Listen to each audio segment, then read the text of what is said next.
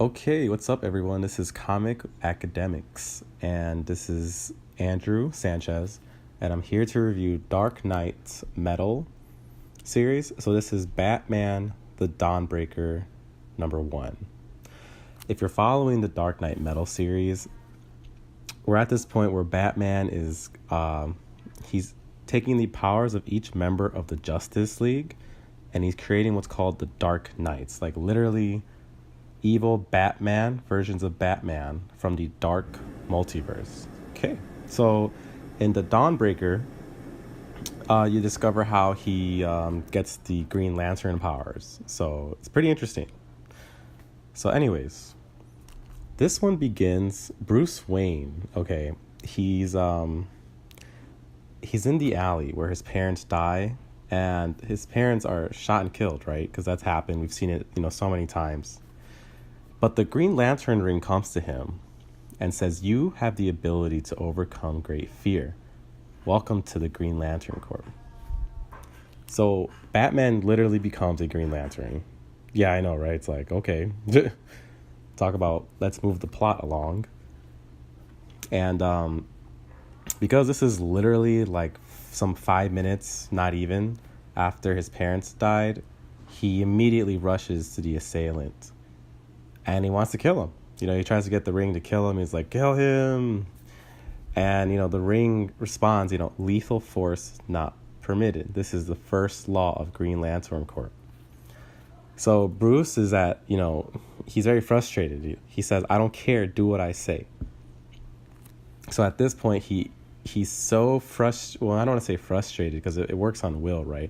His will is so strong. He wants the man who killed his parents to die so bad that his willpower starts exceeding 100%. And we know this because even the Green Lantern ring says willpower at 100%. Error. Willpower at 117% error. Willpower at 181% error.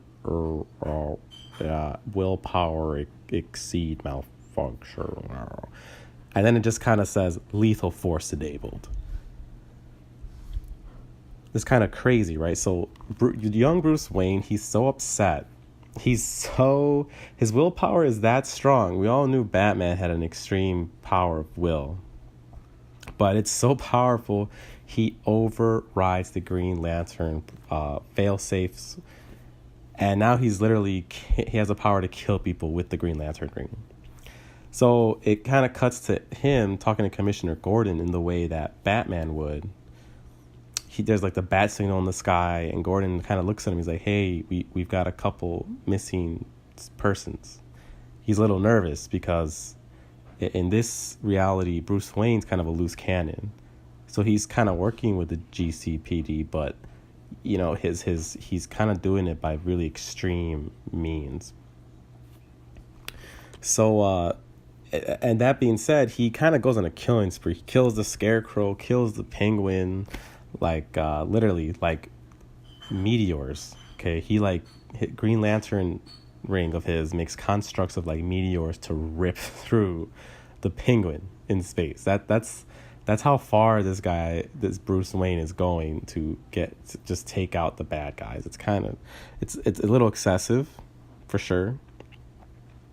And Gordon's kind of catching on, and then it cuts to Gordon confronting Bruce, like, "What did you do to him?"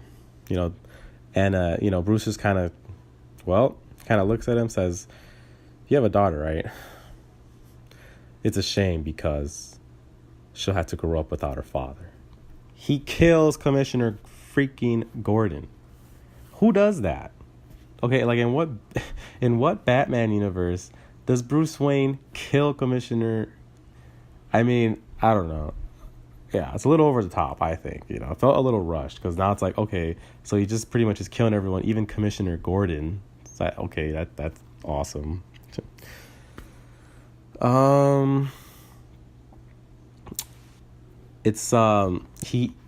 He overpowers this Green Lantern ring, and there are some repercussions. He's talking to himself. He says that the ring worked by willpower, and I'm willful to an extreme.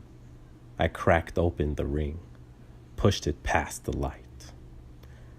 So I don't know what the crap that's supposed to mean, but the ring does say this message. It kind of just, it says initiating blackout. And that's kind of the code for you've overridden the Green Lantern ring, and now lethal force is enabled. But not just that, Batman is like opening this kind of, this void almost, this like, it's full of constructs. Instead of like Green Lantern light, it's like darkness. It's kind of crazy, you know. And as he's like doing this, you know, he's cut off by the Green Lantern Corps. They literally show up. They say, Bruce Wayne of Sector 2814, alert. You are a damaged lantern. Now, this is actually Ganthet saying this. And if you're familiar with the Green Lanterns, he's one of the main guys. Bruce discovers that there's a whole, you know, organization of Green Lanterns. He almost seems a little excited. And then he kills him.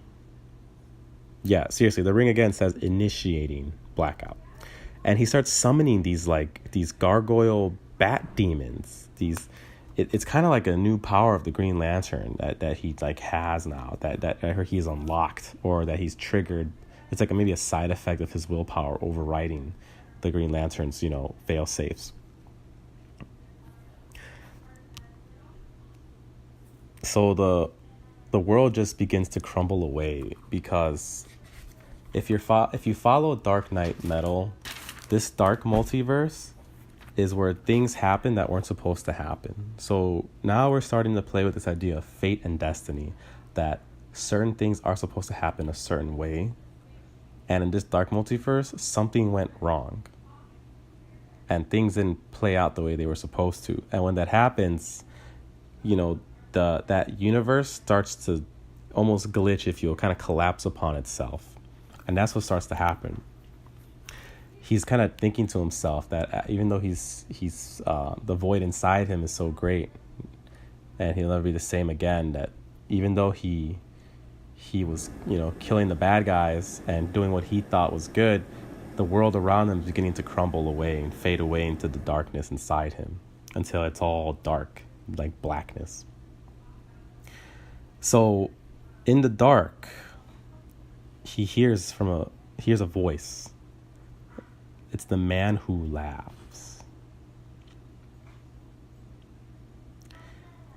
The man who laughs shows him the two other Dark Knights. That's the Red Death. And that's when Batman steals the Speed Force from Flash. And then there's the Murder Machine. And that's when Batman kills Cyborg and takes his powers. So he's the third one, and so the man who laughs plan, he wants to get every one of these Dark Knights and just launch an attack on the multiverse. He tells Bruce Wayne, at least this kind of evil Batman, Green Lantern version of him, who goes by the Dawnbreaker, he tells him that there's a world bathed in light.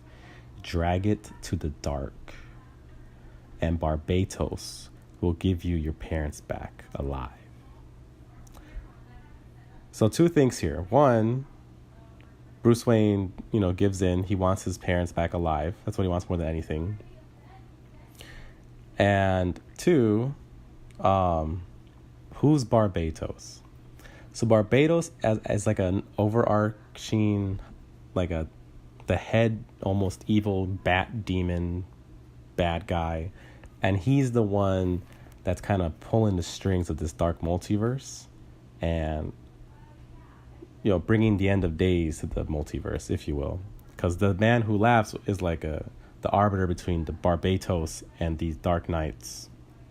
So, the man who laughs, he actually opens a portal. He takes Bruce Wayne, the Dawnbreaker, and he opens a portal to Earth Zero. And here we see the actual, the current Hal Jordan Green Lantern. And he starts, he's like, Batman, is that you? What are you doing? Like, do you have a Green Lantern? What? So at this point, who was a young boy, Bruce Wayne, he uses the Green Lantern to kind of manifest himself into grown Batman, the Dawnbreaker, with his own kind of like badass costume. And he immediately just goes after Hal Jordan. And Hal Jordan's trying to fight back. But his ring's short-circuiting, and the ring kind of says, "Malfunction, Hal Jordan. There is no light." So Batman the Dawnbreaker, his power to what's called initiating blackout, it's kind of like makes it impossible for Hal Jordan's Green Lantern to work because of all the darkness. And so Batman Dawnbreaker does his thing, and these gargoyle demons are literally about to kill Hal Jordan. Dr. Fate comes clutch and saves his ass. He kind of takes him and transports him to like another reality. He says, "No, yeah." He's like, "Hal Jordan, you are needed elsewhere, Hal. You have no choice if the multiverse is to survive." And yeah, that's the end of issue 1. So the takeaway here is that literally Batman is like one bad day away from taking out whatever reality he's in. Yeah, so give him the Green Lantern, he uses it, destroys everything, and as cool as it is, I'm probably making it sound a lot cooler than it really is. It feels really rushed. They kind of cram a lot, and it's really extreme. Like, sure, he's upset, but really, like, how can a young Bruce Wayne master the Green Lantern Corps power that quickly and kill the entire Green Lantern Corps as a young boy? I guess that's what I'm trying to say. It feels really rushed, and it probably would have been better if they just cut out some of the fluff and maybe streamlined it a little bit, because they could have left some of it out and then made it not as rushed and still got the same message across. But yeah, we're on to the next one. It's going to be The Drowned, which I'm assuming is going to be Batman taking Aquaman's powers or killing him or assimilating him. I don't know, depends. Dr. Fate might save him.